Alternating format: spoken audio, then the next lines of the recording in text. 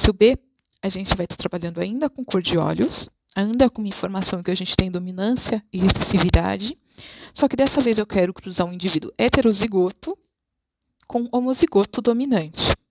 Eu vou repetir aquele quadro se você ainda não entendeu de onde vem essa informação, tá? Então, eu tenho aqui os genótipos e os fenótipos. Nesse exercício, ele não constrói, né, esse quadro no apresentado pronto, mas a gente pode construir ele baseado nas informações dadas. No texto do problema, ele diz que a cor de olhos é determinada pelo alelo dominante azão, que dá informação de olhos castanhos, e pelo alelo recessivo azinho, que dá informação de olhos claros. Ou seja, se esse gene domina sobre o recessivo, tanto o indivíduo azão-azão, homozigoto dominante, quanto azão-azinho, heterozigoto, vão manifestar a informação do alelo dominante, ok? Que é essa determinada, então, pelo azão, que é ter olhos castanhos. Nesse caso, tem dose dupla, nesse apenas uma informação é suficiente para ser manifestada ela no fenótipo.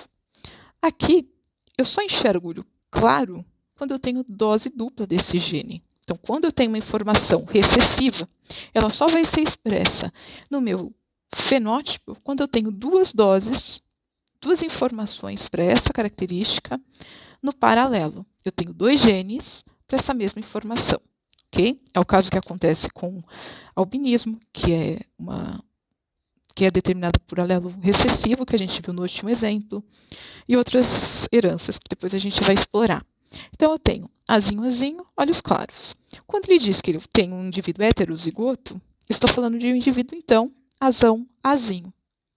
Cada gene alelo dá uma informação diferente. Homozigoto dominante, eu tenho os dois genes alelos iguais. Isso quer dizer o homozigoto. Dominante me diz que é o azão. Então, eu quero fazer esse cruzamento.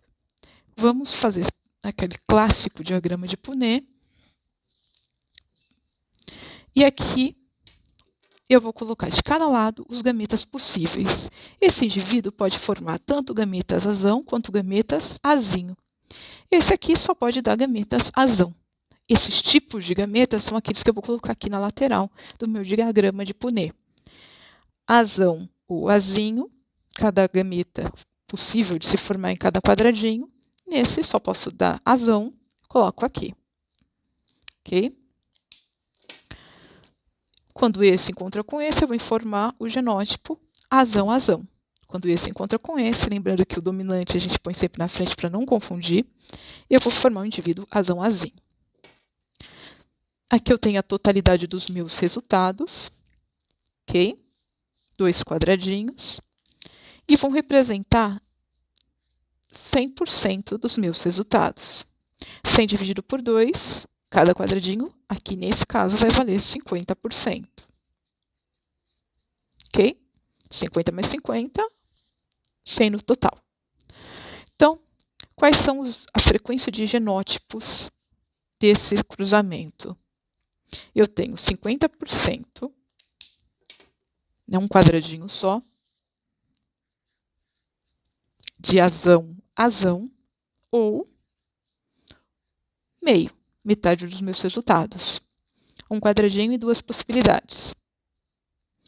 E azão-azinho, eu tenho 50% ou meio. Tá? Também um quadradinho, uma possibilidade, um resultado que me interessa dentro de duas possibilidades. Como eu vou enxergar esses indivíduos com cada um desses genótipos? Esses indivíduos azão-azão e esses indivíduos azão-azinho, eu vou enxergar da mesma forma. Porque se eu tenho uma informação que é determinada pelo alelo dominante azão, basta o azão para que eu enxergue castanho, esse indivíduo eu vou enxergar castanho e esse também. Então, nesse caso, eu tenho que somar os dois genótipos. Porque no fenótipo, não importa se é azão-azão ou se é azão-azinho, todos terão olhos castanhos. Então, nesse caso aqui, eu tenho 100% dos meus resultados igual de olhos castanhos. Isso quer dizer que todos os filhos deste casamento vão ter sempre filhos de olhos castanhos, ok? Aqui algumas pessoas podem perguntar assim, e a infração como ficaria? Se são dois resultados de olhos castanhos em duas possibilidades, 2 dividido por 2, 1, tá? O total do meu resultado, então, de filhos de olhos castanhos.